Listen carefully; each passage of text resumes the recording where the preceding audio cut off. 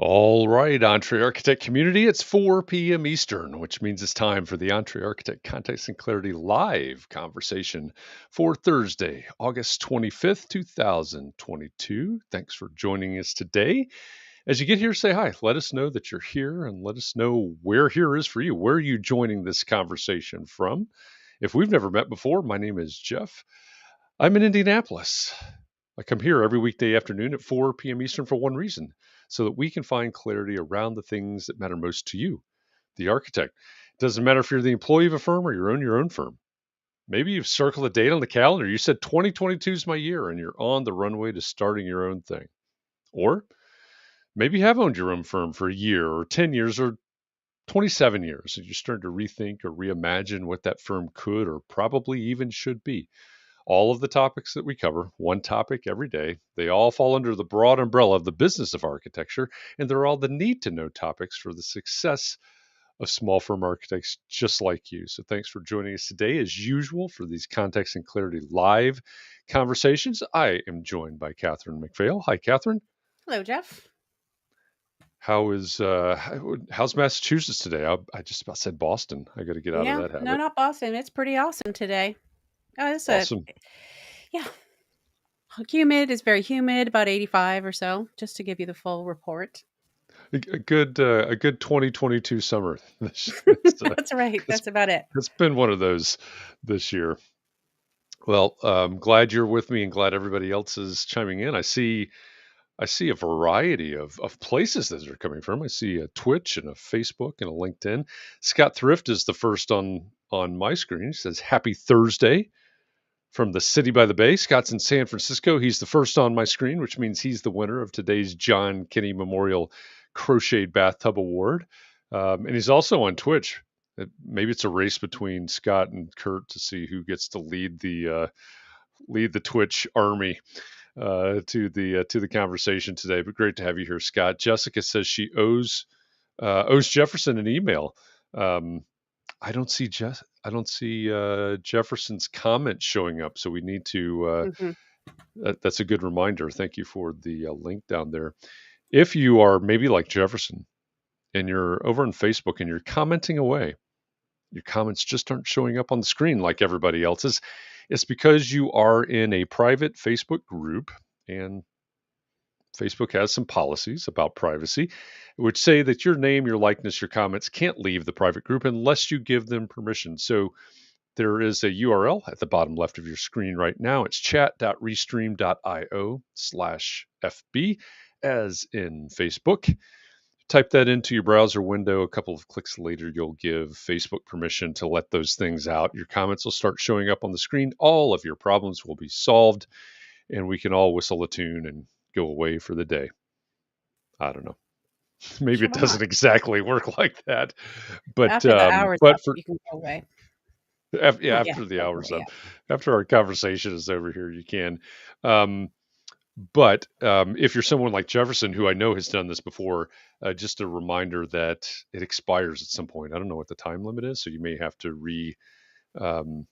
redo the permissions there. So chat.restream.io/FB is the place to go to click around a couple of times and give Facebook permission to let your comments out into this conversation here.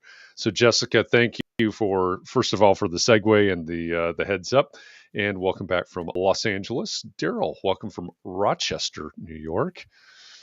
And let's see, Emma, welcome from New Jersey. Bob Habian of tech.com. Hi, Bob. Good to see you again. Rockland, California. I'm a little puzzled by Mark R. LePage's comment. Welcome back from North Carolina, Mark, assuming that's where you are. He says it's a Twizzlers kind of day. I don't know if we've ever had Twizzlers in the green room before. We typically stock it with M&Ms. Yeah, all right. Well, sounds like Mark is lobbying for different refreshments in the green room. We'll have to ask our guest about that today. He says he's multitasking and practicing his juggling. I get it. And that's a good reminder too. If you're here, say hi. Even if you're just listening in or multitasking, at least let us know that you're here, you're along the ride for this conversation. Christian's joining us from Ithaca, Tim from Stockton, California, David Phillips. Hi, David Phillips. From GM, which is also known as Georgia. Welcome back, David. Rick from Winnipeg. All right. Is that our first? That's our first jump outside the States today. Yes, ma'am. Well, I actually think he said good morning. I mean, good afternoon. Oh, Yeah. okay. I got It it. was an inside Thank you joke for from this that. morning, Jeff. It's been a long day. It has been a long day, and thank you for the reminder. We covered um we covered these things this morning in Clubhouse. What does GM mean or GA mean? Or all of those other strings of letters that some of us old folks don't understand. Brian Hey, McCartney, welcome some of back from us. Ohio. Some of us, some of you understand all of those things and emojis, and good for you. Good for you. I stay away from those because they terrify me. You know, it's easy I'm to just, embarrass yourself using emojis. yeah, I'm Incorrect. afraid I'll have an emoji misstep somehow. Tim says the Architects and Allies group feed was empty. I was the only one there. Had to move back to EntreArchitect group to see any comments from our Facebook friends. For some reason, Context and Clarity showed up there first. Yeah, I have no idea. I have no idea the technology behind how this gets pushed out. Hopefully, it pops up in the Architects and Allies feed. But if that's a great reminder as well. If you're new here, first of all, welcome. We're glad you're here. Um, this is streaming out right now to the EntreArchitect Community Facebook group, to the Architects and Allies Facebook group, to the EntreArchitect YouTube channel, to the EntreArchitect Twitch stream, to my Twitter feed, and my LinkedIn account. So you can watch, listen, and comment from any of those places. It's great to see everybody here from a variety of locations today. Glad to have you all. Maria, welcome from Southern California. And I skipped Mike Maines. Yep. He says he's on the road somewhere in Maine. So it's good to see Mike Maines from Maine is still in Maine, because if he wasn't, I'd be confused. Welcome back, Mike. Glad you're here. Janine, greetings from Arizona. Okay. All week, we have been talking about the people side of your business. And the reason that we do that, again, if you're new around here, new to Context and Clarity, we do this thing called Context and Clarity Live every week. We have a special guest. We know what we're going to talk with that guest about, and we shape our entire week around that conversation. So we've been talking all week about how do you hire, how do you retain, how do you recruit, how do you retain, how do you manage, and all of that is leading up to what I think is going to be a great conversation today with our guest. Um, Many of you, I think, are familiar with him. So let me just go ahead and introduce him. We'll bring him in, and then we'll ask him about all the treats that are in the green room, see what his Mhm. preference is. Twizzlers, M&Ms, could be anything, really. We'll find out here momentarily. Our guest today is a Melbourne based mentor and founder. He's an entrepreneur and business coach whose passion is helping firm owners to realize their personal potential and the potential of their firm. He's the chief mentor and a co founder of ArchiBiz. Ray Brown, welcome to Context and Clarity Live. Good morning. Good morning. Welcome. It's Friday in Melbourne and it's cold and wet. Well, so there you have it. It's hot and humid in the United States, but in the future, it's cold and wet. So Absolutely. Welcome to the future. well, thank you. First of all, thank you for getting up early for this conversation for us. We really appreciate that. Yeah, well, if Mark can get his Twizzlers, then it's worth me getting up early in the morning for. You just got to go that extra mile. Absolutely. That's always our joke, is we've got the green M&Ms in the green room for our guests. And so, what would you prefer that the green room is stocked with? Do you have a Well, there favorite you treat go. that ought to be there? Yeah, I would go with M&Ms. I'm quite happy with them. I'm a Cadbury's chocolate fanatic, but I think M&Ms would do just fine. Well, yeah, I think it's hard to go wrong. Well, there's about 19 kinds of M&Ms now, which is a part of business I don't understand. Why do they have to keep inventing new ones? But anyway, that's a different podcast maybe. But that is somehow related to architecture. I know it is. that's a big We thing I can don't understand about business. I guess, why do you always have to be expanding? So anyway, maybe that's what we can talk about. I think it's to do with positioning, Katharine. So Mm. it's trying to pitch to everybody and all the markets. You've got to be quite big to be that wide with your positioning spread. Yeah, I think that's a really great point. Trying to be, I guess in a way they're trying to be everything to everyone, and we talk about that a lot around here. We do talk That's about that a lot. Yeah. yeah, that's a no-go for small architecture firms. Um, Ray, I mentioned that you're a co-founder and chief mentor, and I love that title. That's great. And knowing you a little bit and what you're passionate about, it's totally fitting. Uh, why don't we just start out with what is ArchiBiz? What do you do there? How do you help? We are very much about simplifying business for architects. We became aware that there's a problem that architectural schools really do very little when it comes to business education. And it's a known fact. The architects we speak to are quite open about it. They say we're very good architects. We create really good designs, good buildings. But when it comes to business, and the phrase that a lot of people use is we feel like well-meaning amateurs. And that was the backdrop to ArchiBiz. We would use our knowledge and experience to bring together the sort of systems and processes that seem to work in architectural practices.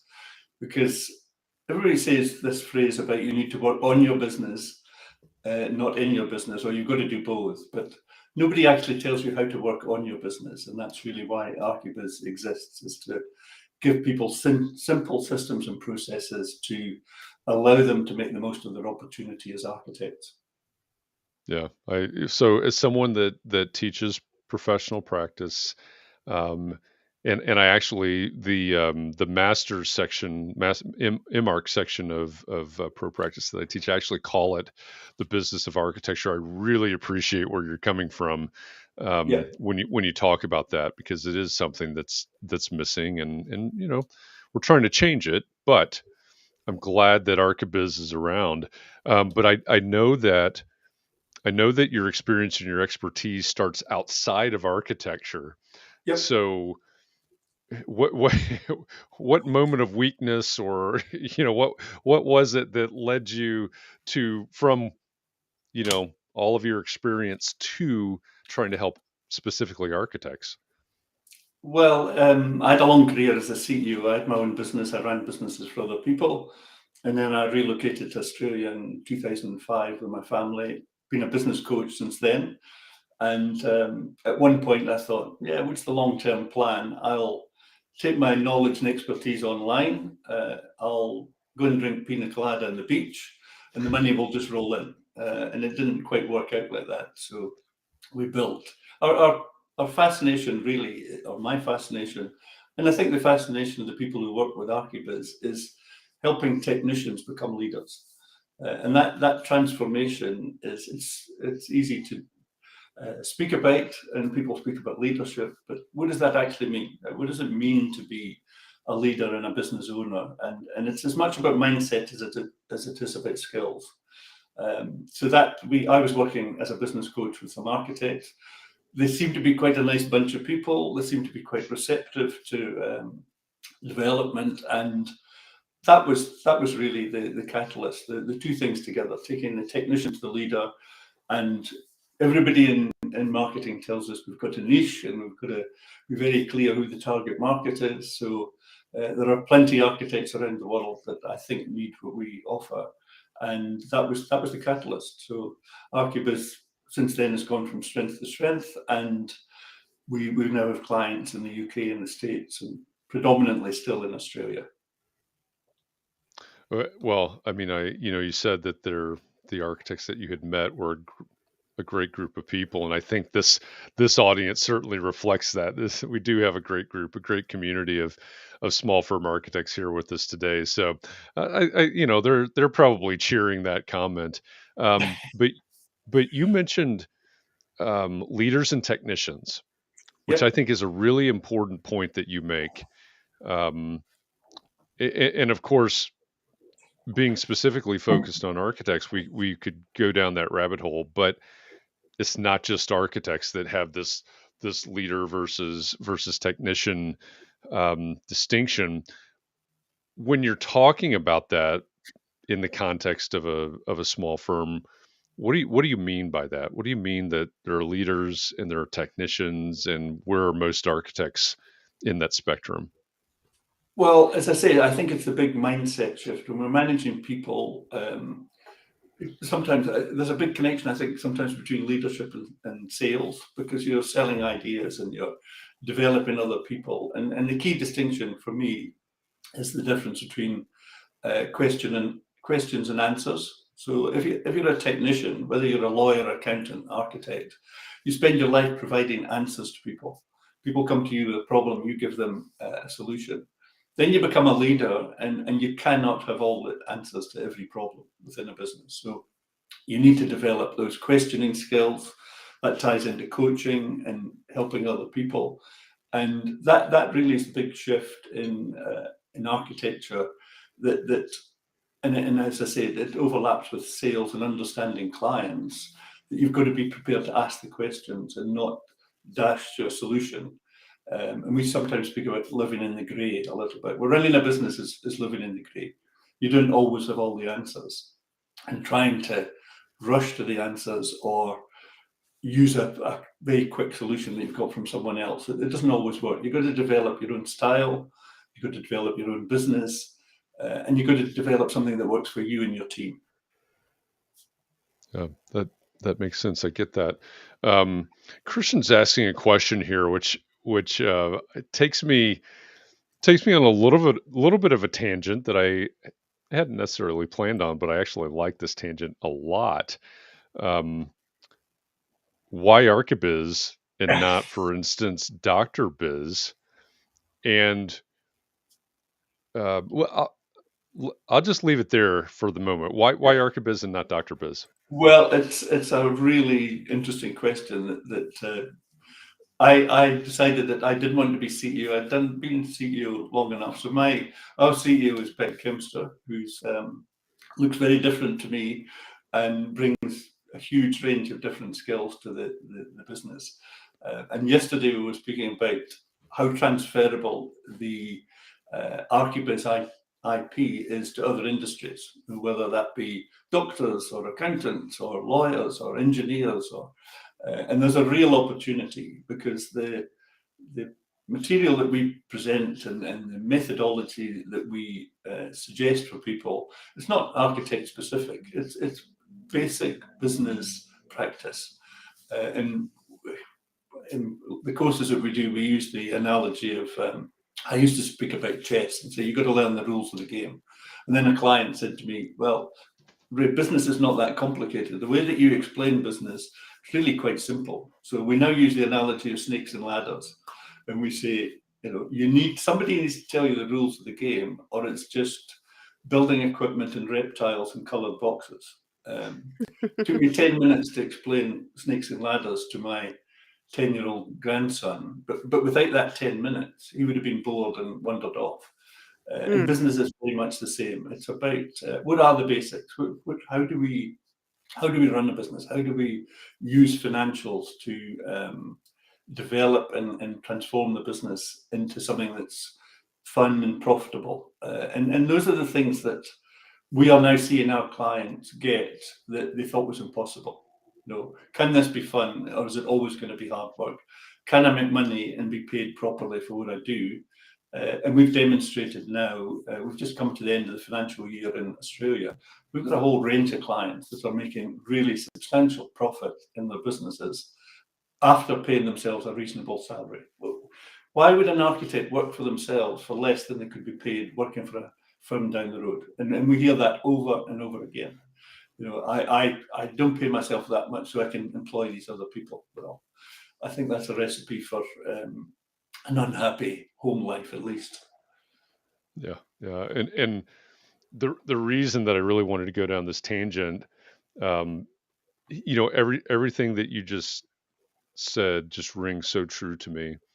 And one of the things you talked about was that the material that you present essentially is not really architect specific. And I think that's something that we need to hear, is that we talk about this business of architecture,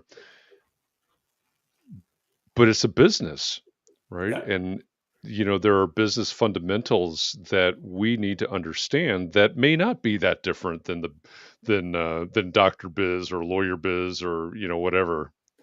Absolutely. And I think people say to us, "Who's your competition?" And there's lots of good people working in the space. Mark, I saw Brian McCartney online. This is a small ecosystem of people helping architects. And when people say, "Who's our competition?" we now typically say, well, it's the narrative that runs in architecture. That's our competition. That architecture is somehow different. Architecture is hard. People in small architectural business don't make money. These are all myths and a narrative that architects are very collegiate and they love speaking to one another. They love websites that sell to one another. And really, they need to break out of that a little bit and see the world out there. And that the problems they have are the same problems as every other type of business: finding people, finding clients, running a profitable business, developing efficient systems and effective systems. That's no different from any other business. Yeah.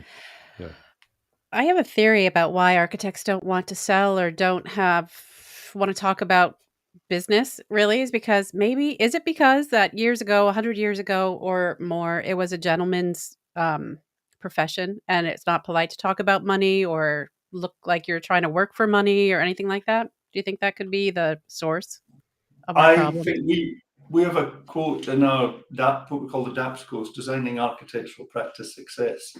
And the quote is, I think it's from 1909, it's the American Institute of Architects, effectively banning advertising in architecture. And you put it up there and it still jars every time I read it, because how can you possibly have any kind of commercial operation that doesn't tell the world what it's about? It tells the world who you are, the problems you solve, and what makes you different from other people in the same market. That's marketing. And to think that, and I think you're right. I think the legacy of that type of thinking, and it's perpetuated sometimes. Some of the conversations that we hear, the story of the start of ArchiBiz, we put architects around a table, and the first question that we asked, we had a whole range of questions we were going to ask in the evening. The question was, what's the value of architecture? And we got thrown out the restaurant at 10:30, and we still hadn't come to an answer that everybody could agree on. So there's this thing in architecture that people, well, of course, people understand what an architect does and what we do, and the market doesn't understand what an architect does. So it's therefore sometimes not prepared to pay for the full value that they're getting, because they don't know what that value is. Yeah, I think that's a good point. And Katharine, I think what you're bringing up is really important. Agreeing with that, and it reminds me that it was 2013, maybe 2014, 2012, somewhere in there. I was preparing to do a talk at a conference, and as I'm preparing a talk, I'll post things and I'll ask. I'm trying to get a feel for what people care about, that are going to the conference, et cetera. And it was going to be about social media for architects. And somebody responded. I've got a screenshot of this somewhere, but someone responded and said, it was exactly along the lines of what you were talking about, Ray, was from the Code of Ethics back in whatever years those were. They said, what you're talking about, social media for architects, what you're talking about is not ethical. It should not be a part of architecture. And that was, what was that, 9 years ago? I don't know what the math is, 10 years ago. So yeah, I think that's exactly right. There's still that current somewhere. Hopefully it's dwindling, I think, but I think it's still there. Yeah, I think there's a lot of, I think if you look at architect websites, just as a starting point, they all look the same. The words are virtually the same. You can interchange paragraphs here and there. But the people who do get it right, and I was looking this morning, one of our clients, Maytree Studios in Brisbane, they are worth having a look at, because that, when you arrive on their website, you absolutely know that they're different. This is not the normal architectural practice. And they take you down two routes very quickly, either down the people route, and that's a picture of smiling faces and the team around the table. And if I was looking to join an architectural practice and I would want to see that smiling people. I want a fun place to work. Then the other channel is looking at the projects and the work that they do. So they capture who they are right up front, what makes them different, and then they give you the option of the people route or the project route. And that simplicity of understanding that some people looking at your website are going to be different. That your clients are going to be a range of different people, and your website is one of your biggest tools for attracting new staff. People always say, how are we going to get staff? How are we going to retain them? And yet you go to the website and there's nothing on the website that tells me this is an exciting place to work. Yeah, they do nice work. Yeah, but all architects typically would claim to do nice work. That's not enough. There's got to be more of a story to your firm than the work that you do. And I think how you portray that in the website, for me, it's a real differentiator. When I look at an architect's website, I can tell right away that, is this the normal narrative, or is this somebody that's got something, given a little bit of thought to their positioning and how they want to be portrayed through their website? I'm glad you brought that up, because as you well know, that's one of the big questions right now, is how do I find the people, right? We're so busy. We need to find the people. And that's why we've used that as a theme for the week, starting out with how do you recruit, and then how do you retain, and then how do you manage. And of course, as we talked about the recruiting side, we touched on websites and things like that, but there's also the fear. Well, I don't want to hire, or what if I hire the wrong person? Those types of things. So as you look at small architecture firms that you work with, what do we really need to be focusing on, right? When we get to that point, I don't know what necessarily leads everybody to that point where they finally break down and say, I've got to hire somebody. But what are the things that we really need to be thinking about and paying attention to when that time comes, or as we approach that time and go, I've got to do something about this? Yeah, well, I think the key is to be strategic. And we find that most architects run, and I don't think it is a strategy, but they run what we call the get busy, get help way of working. Yeah. Okay, so once I've got work, I will hire people, and what that means is you hire too late, you don't have time to train, and most of that comes from a fear around the money. And have I got enough money to pay this person if I don't have the work? But it's a chicken and egg, because they're the same people that tell us, well, I don't have time to market, or I don't have time to network, or I don't have time to develop my website because I'm too busy doing the doing. So the get busy, get help isn't really appropriate. And the second part is, what is the vision for your business? What are you trying to create here? And what does it look like when it's finished? I love asking architects could you just show me the drawings for your practice? And they kind of look, that's a bit weird question. But you wouldn't start building a house without detailed drawings, a real clear picture of what it looks like when it's finished. And yet architects will lay a few bricks and build up their website and add a person in. And that leads on to something else that we do a lot of business reviews now. We go into architectural practices, and we do a thorough look at all aspects of the business, and then we make recommendations as to how we think that the practice can improve and how we can help them. And what we find when we interview staff is that most architectural practices are what we call they businesses. So you ask them a question of vision or the direction of the business, and they'll say things like, oh, well, I think they want to grow, or I think they want to be doing more commercial work. they being the principals, the people who started the business. And that smacks of getting busy and then adding people on to help you. And the real opportunity is to turn that they business into a we business. And it's we the company that it's not the leader of the business that has, because it's not them that have the vision and the purpose and the culture. It's the business itself. Okay, and I find a lot of architects, they can't separate themselves from the business. We spend a lot of time saying, you are not the business. You're an employee. You're maybe a shareholder. You maybe run a board, and you're a director of the company. But you need to think of your business separately, because people come to work for the business, not to work for you. And that's the way it should be. So everything should feed into that. The who you are, where you fit in the market. Are you top end, bottom end? What kind of work do you do? What do you specialize in? What do you want to be known for? I mean, these are all questions that every company should be asking, and every company should have a ready answer to that. When I had a classic example last week with a client, and they said to me, we were interviewing for a new member of staff last week. We were down to the last two. And I thought they were saying they had two candidates and they were down to the last two. No, it was the candidate who had narrowed his opportunities down to two companies. And they were one of the last two companies, and he was going to choose between them. And they lost out. They said, oh no, we didn't get this really good candidate because they went to someone else. But that's a big change in the world of recruitment. So you need to be attractive, and it's not all about money. It's going to be about culture and purpose and vision, and just being a good place to work. That's how you'll keep people.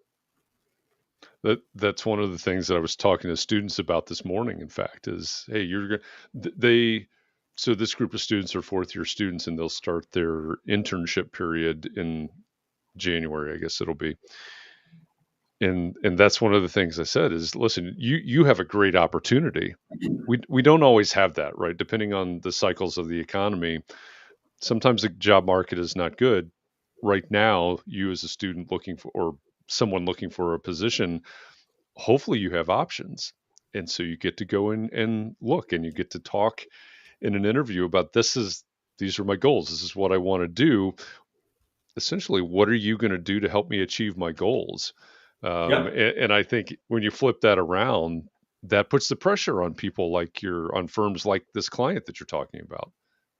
Yeah, absolutely. And it's not always about what you do for your clients. It's what you do for the staff. And I think your potential clients respond to that too. They like to see a company that's a bit more rounded. And I mean, we speak a lot about what's your story. How do you tell the story of your practice? And sometimes say, well, if you meet somebody in the pub or the wine bar at night, and someone says, "Who do you work with?" What does a staff member say? And if they say we're an architectural practice and we do a bit of residential and some commercial, then you're missing this huge opportunity to position you as someone different. How do you tell that story? What makes you different? What problems do you solve? And how do you encapsulate that in something that piques people's interest? And so that we spend a lot of time helping people. We call it the sandwich story. So the one side is the problems that they solve, and the other side is what makes them different. The meat in the middle is the same for every architect. They all do the same type of things in a different way, but you need to find a way to tell that sandwich story. And everybody in your practice should be able to tell that story. Yeah, I like that. You said something a couple of minutes ago that I think is a really, really important concept. That it's basically the idea of separating yourself. You're an employee of the firm. Yep. And I don't know. We talked to Jake and Aaron at Out of Architecture maybe 3-4 months ago. And one of the things that we discussed, which I think it resonates so much with me and my experience with this community and beyond, and in the profession of architecture, the business of architecture, they called it a noun problem, right? It's when we get so wrapped up in the noun. I'm an architect, or however you answer that question, right? And I love what you just said about you're an employee of the firm, because to me, at least in my head, the way I'm working this out in my head is that's a way to remove us from the noun problem, right? This is the firm. This is what the firm does. This is, all of those things, and I'm here, as something that's different. How do you, when you're, can you explain more? From the point of view of a small architecture firm, maybe they're a sole practitioner, or maybe they have a couple of employees. But what does it mean for the leader of the firm to be the employee, not the firm? I don't know if I explained that very well, but Yeah, no, I think the technician and leader conversation, that as an architect, inevitably you're going to be doing work of an architect. Okay, but there's a second part to that job too, and people say we can walk them through them at the same time, because you've got to be capable of doing that. We ask our clients to consider 3 questions. Okay, that's question 1, and that's a big question. How much leadership do I need to do? And people need to be doing more than just the work that's in front of them. So am I doing the right things? The second question is, am I doing those right things right? If the first one's about priorities, the second question is about competency. Do you have the skills? And where we fit in is to give them the business skills so they can be doing the right thing, be doing them competently. And then the last question is, am I doing the right amount of those right things? So that's the time management question. Am I spreading my time? That's a key resource, time. So if you spend a whole week doing architecture work, and you find that the business side of the practice or firm is going off the rails, then that's because you're not doing the right things. And you may be doing the right things, but you may not be doing them competently. That's well-meaning amateur thing. So I think it's how people lead their practice is going to be different for different people. You need to make your own choices as to what business ownership and leadership means and looks like for you.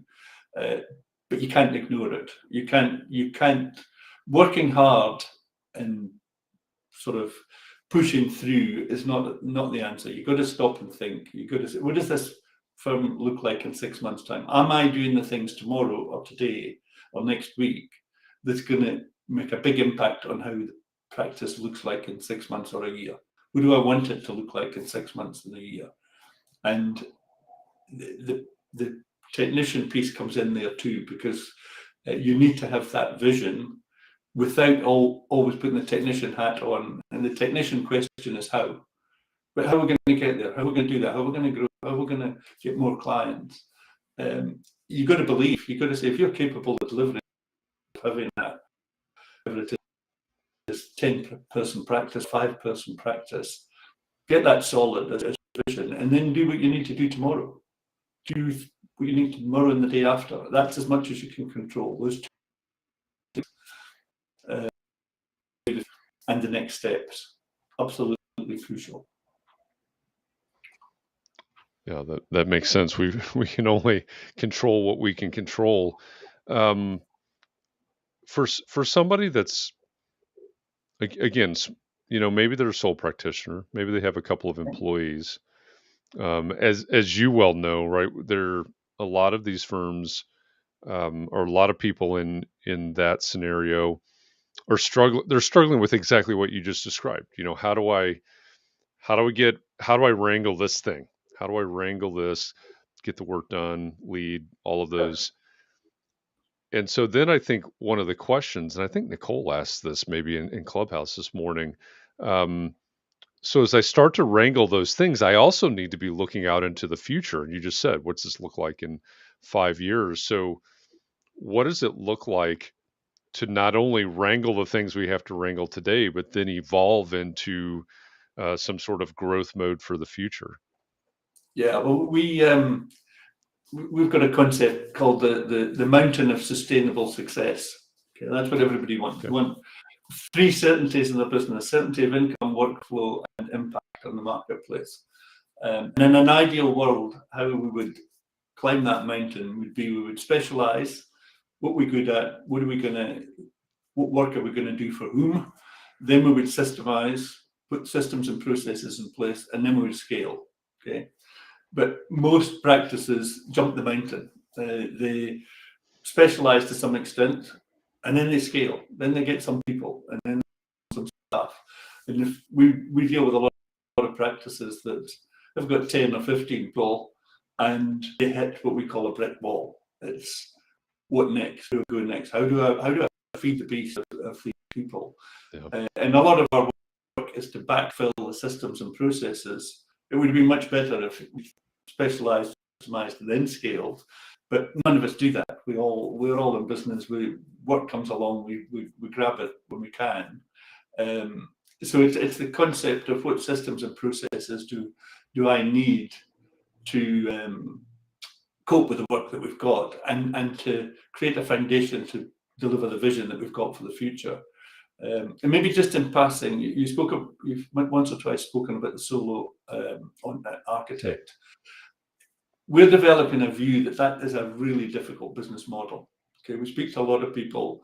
I'm on my own, I'm worried about my first employee. We've seen a number of cases now where an architect will take on a graduate or somebody, and it's transformational for the business. It's a big decision, the first employee. But when you're on your own, what I say to people is you're doing everything. You're from making the tea to doing the mundane task up to selling the big $1 million job, trying to do all of those things. And sometimes you're going to be doing the work that's absolutely right for your skills and experience.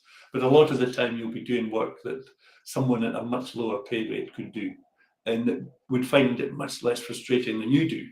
So we do say to solo entrepreneurs, if this is your vision for the next 5 years, how are you going to feel in 5 years' time if you've done 5 years like the last one that you've just done? It's been hard work. You're struggling to fit in all the tasks in that you've got. Should you perhaps be considering at least one employee? And we've seen it a few times now that clients, they'll say things to us like in a year's time. I've got one lady in Perth and she employed Cliff 18 months ago, and she said, I don't know what my life would be like without Cliff. My business I've got the time to think now that I didn't have before. I was too busy doing. So really a hard look at the solo entrepreneur model, I think. If you can make it work, great, and you get high fees, great. But I do think most architects in that model find themselves doing inappropriate work a lot of the time. Well, I think you've just described the pain of a large portion of this community perfectly. So understanding that a lot of this community are in this situation, at what point do they need to make the decision, or what point do they really need to get serious about figuring out who their first hire needs to be, or the role, or whatever of the first hire? And this is not the next bit's not a sales pitch, but I think there's a step between where you are and hiring your first employee. Some of the stuff we spoke about earlier on about purpose and culture, those things. Even if you're on your own, when you take on an employee, you already have a business, but it's hard to think like that when you're just on your own and you're working, trying to pay the bills. But I do think you need to be strategic, and I think getting that business education, however small, short course, read a good book, whatever it be, but start thinking business owner before you take that employee on. It's not a big, so we're not speaking about giving everybody an MBA. We're speaking about absolute business basics. Get that right, get your financial reporting right, and then take someone on so that you can manage the margins in your jobs, and you can control hours, and you can do things that are going to be the difference between the thing working with a new employee and not. It's too risky to take somebody on and hope it's going to work. I've just got too much work. There's got to be some strategy around it. Because if you don't do the strategy piece, you're back to the get busy, get help. You know, I'm just too busy. I can't cope. And that's the main reason for taking on help. That's not the way to do it. And I'm assuming that part of the job of that strategy needs to be to point to the role that you need to fill. Is that correct? Absolutely. It's well, there's a whole lot of aspects to that. What work are they going to do? Where are they going to sit? How have they got the equipment and all of that stuff? And another piece that it leads into as well is the budgeting financial piece. So in our world, you know, financial information is your scorecard in any business. So in an architectural practice, the starting point is, and again, this ties back to vision. The first year of the vision is articulated in the financial budget. So what does your budget look like for the first year? How much work are you going to get? What are you going to spend the money on? How much profit's going to be left? If you're employing a new person or two new people or whatever, then you adjust the budget and you feed them in, and they're going to cost X amount per month. How much extra work do I need? How much lead time do I need to get them training, to get them up and producing? So very much like preparing drawings for a building. You move things around, and does this work, and what about that? The financial budget is exactly the same. What if we take two people on? What if we move that new person from April through to February? What does that look like? You know, can we afford this person? What's the cash flow? Do we need an overdraft from the bank? Not tomorrow because we've run out of money, but next June because we're building the business and we need to have a conversation with somebody who can give us some access to funding. So being strategic, I think, starts with the financial. We speak about what does it look like when you get it right? You know, you're going to take this decision, show me how it's all going to work out before you actually implement the decision, and prove to me that it's going to work, and that you've given some due consideration to the costs and the impact of the decision you're about to make. Last week in Context and Clarity Live, we talked with Megan Dolly, who is a virtual CFO for design firms. And we spent a lot of time talking about the difference between looking backward and looking forward. And, you know, everything you just described is looking forward, right? Yeah, it's and I have a very interesting relationship with accountants, because all accountants seem to think they do what we do, but they're very historically focused, and they'll tell you at the end of the week, you know, how you've done and where you're at, or how much tax you're going to pay, or how to cut your tax a little bit. But when it comes to, and you said CFO or a management accountant, that's somebody that they can extract what we'd call actionable insight from the numbers. How do I use the numbers to improve the performance of the business in the future, make the performance of the future more likely to be successful? And the financial aspects of that it's absolutely crucial. So in any business, you've got finance, operations, sales, and marketing, and all of them are important. I see a lot of architects saying things like, if I just had more clients, everything would be fine. And I'm not sure that's always the answer. I think getting the systems and processes right in your operations, if you like, getting your financial reporting right, and getting your sales and marketing right, that's the holy grail. Yeah, I was going to say, I'm pretty sure that's never right. I mean, it's good to have more clients, but there's probably an underlying issue there that the right client at the right time. You know, it's not, you're not taking client. Well, you shouldn't be taking clients on just to pay the bills. You know, I said to somebody, it was a couple of days ago, I said, have you got a budget? He said, oh yeah, we need to bill 45 grand a month to pay the bills.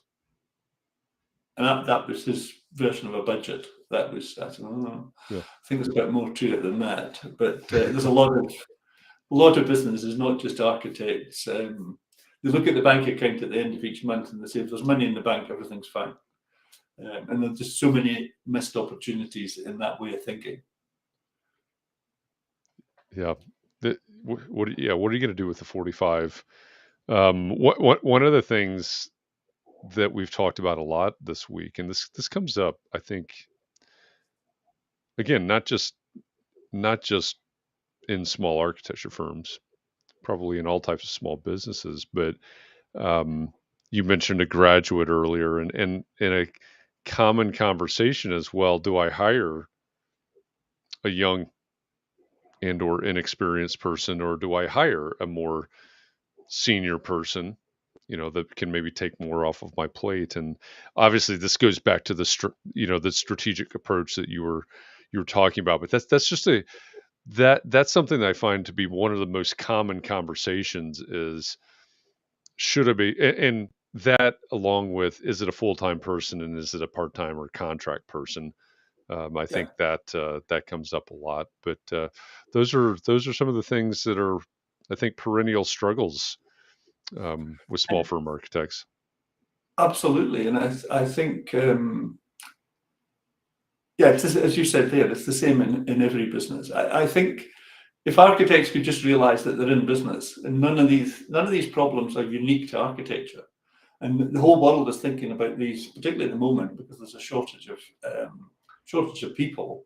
But we tend to flip it around and say, how lucky are you to be an architect? You're in a lovely office. You've got work in progress for the next 4 months or 5 months. You've got plenty of time to work to fill the pipeline. If you're in retail, you don't know who's going to come in your shop tomorrow. I was CEO of a sandwich business, and that's tough. That's 7 days a week. You deliver sandwiches tomorrow. If your vehicle doesn't turn up with the sandwiches, you're out the door. Somebody else will deliver the following day.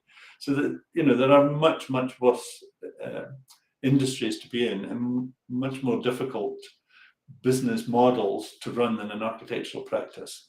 But if you try and run it without the business skills, to me, you've only got yourself to blame. You need to fill that gap and know what it means to run a business and build a successful practice. Even that thing you were speaking about do I take this person or that person, graduate or person with 5 years experience?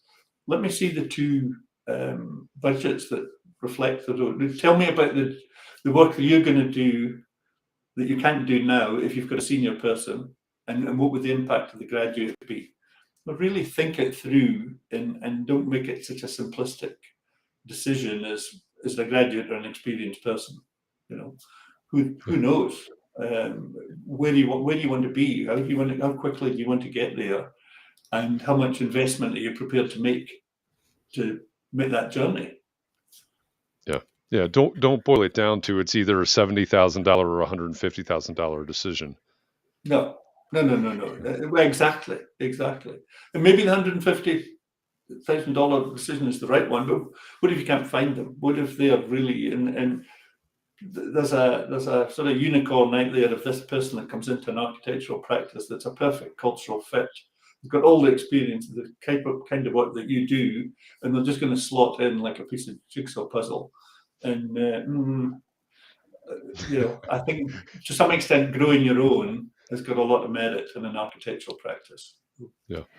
I have a question about DApps Live, and because listening to these conversations as I do, I realize that I don't really know what you're talking about, to be honest. So I feel like if I wanted to take a class, your DApps Live is, for example, that's for small firm and mid-size architecture firms. We were talking this morning about how we have micro firms. Those of us who just have ourselves, we're micro firms. So is someone like me who just is working by themselves, doesn't have any employees, would my business be too small to benefit from something like taking? Not at all. Absolutely. So our product range falls into. We're about to start DApps Live next month. That's a group session with sort of 8-10 architects, and we run that over 8 weeks. The sort of flagship prep. We do that same thing as a pre-recorded version, and then we've got what we call the practice improvement formula, which is a sort of $1,000 course.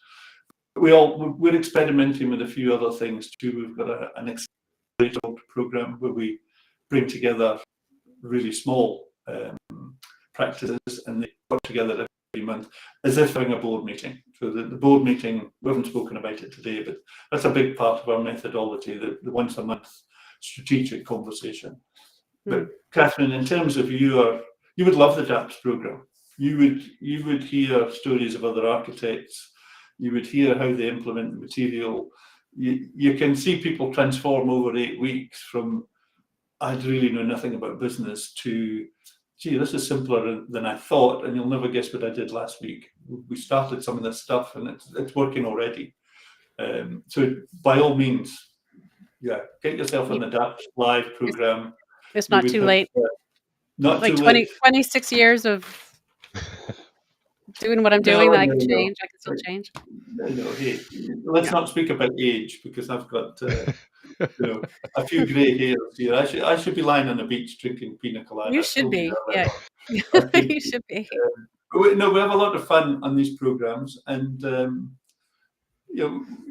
we give a. Beck will hate me saying this, but we do. I work on the principle that it's 100% money back guarantee. If you don't get what you want from these programs, just phone me up and I'll give you your cash back. We don't need the cash that badly, and we haven't had one person ask for any money back from any of the programs. So what we're Did you say you don't need the cash that badly? Is that what you said? I did say that. Yes. Yes. If you don't think you've got value, I don't want you out in the marketplace saying, I paid for this thing and I didn't get value.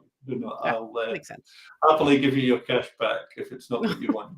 But I will get in such trouble later on today from Beck. You can't say that. Don't say that on a program that's being broadcast all over the world. But the point that I know it was tongue in cheek. It was a little bit of a joke, but Katharine, you were saying after 26 years. Yeah, no, I wasn't to joking. me, that's. I know I was trying to soften that a little bit. Oh, okay. I think one of the great things about our community is that we do have people that have had their own firms for 26 years, and we have had people that have started their firms since the world shut down with COVID. And as you were talking about DAPS and DAPS Live and the different offerings, which let me pop this up on the screen. If anybody that's out there that's watching this, you can check. You can go to the ArchiBiz website. I just dropped the URL on the bottom left of the screen. But after 26 years, there's still time, right? Oh, absolutely. Right. Well, I mean, I have more time. I'm expecting to practice for a while longer, so I might as well. And I have a feeling that I've been doing things, little bits here and there. I just need a book or a course or something just to make me feel like I do know. Yeah, I think that's a really good point, and I think it's a point of difference. A point of difference that we have, that we do take, and this is no criticism of other specialists who are doing really good work, the Ian Play on fees and Brian McCartney, and there's room for everybody. Where we tend to fit in is the sort of overall picture of, how does this all fit together? How do we, right back to the beginning when we said, you've got to work on your business, not in your business. What does that look like? And this once a month meeting, like, people have board meeting in board sectors for a reason, because one time in the month when people can be strategic and they can step out of the day-to-day and say, what are the numbers telling us? What are we going to do next? What's the pipeline looking like? And really record that over time so that the trends in your business, your performance against the budget. And if you continue like this, how's it going to turn out at the end of the financial year? You will have some sort of forecast. That's basic business practice. But if you haven't been taught and you're not doing it, it's bound to have an impact on your business, and it's not positive for sure. That's a nice way to say it. It's not positive. Well, this is. I hope everybody is taking a lot away from this conversation, because we've covered a lot of ground here, and it's all very, very valuable information that you're sharing today, Ray, and I really appreciate that. I appreciate the focus on the strategy and on the people and on just the basics of architecture being a business. So thank you very much for this conversation today. Absolute pleasure. Anytime. Enjoy it. I'm passionate about what I do, Jeff and Katharine. So I say I've got the best job in the world. So all good. Yeah. Anytime. Yeah, I appreciate that. And that's the passion definitely comes through. Even in the fact that Ray got up in the wee hours of the morning to talk with us, in the wee hours of the future to talk to us back here in the past today for this conversation. So again, thanks for that. Everybody out there, we thank you, whether you're watching this live or you're watching the recorded version of this. Thanks. Thanks for being here. Thanks for being part of this community, because as I should say every week, I don't know that I do, but if it weren't for you, if it weren't for this community, we would not be having this conversation with Ray right now today. So thank you for being here. Thanks for being for making context and clarity a thing. As we look forward, two things that you need to pay attention to. First of all, tomorrow is the last Friday in the month of August, which means it's time for our Context and Clarity Book Club discussion. Tomorrow at 4 p.m. Eastern, we will discuss the book by Jeff Tweedy, How to Write One Song. So join us for that tomorrow at 4 p.m. Eastern. And then looking ahead to next week in Context and Clarity Live, Betsy Oldnick Doherty of Perkins Eastman will be our guest. So I will post more about that Saturday morning just to give you the announcement and say, hey, what do you want to talk about next week? You did a bang up job of suggesting topics and a theme for this week that are related to what we talked about with Ray today. I thought it was a fantastic week of talking about the people side of your business. So I thank all of you for all of these great conversations this week. And Ray, obviously, especially thank you to you for joining us today. Again, down in the bottom left of your screen, archibiz.com.au is where you'll find out more about ArchiBiz and Ray and the work of the whole team over there. With that, please, everybody out there, take care of yourself. Be well, stay safe, keep those around you safe and well. Find a little bit of time to breathe and relax. Find some way to rejuvenate. We do this every day. You've got to pace yourself. Thanks for going along the journey with us, and we'll see you tomorrow. Thanks, everybody.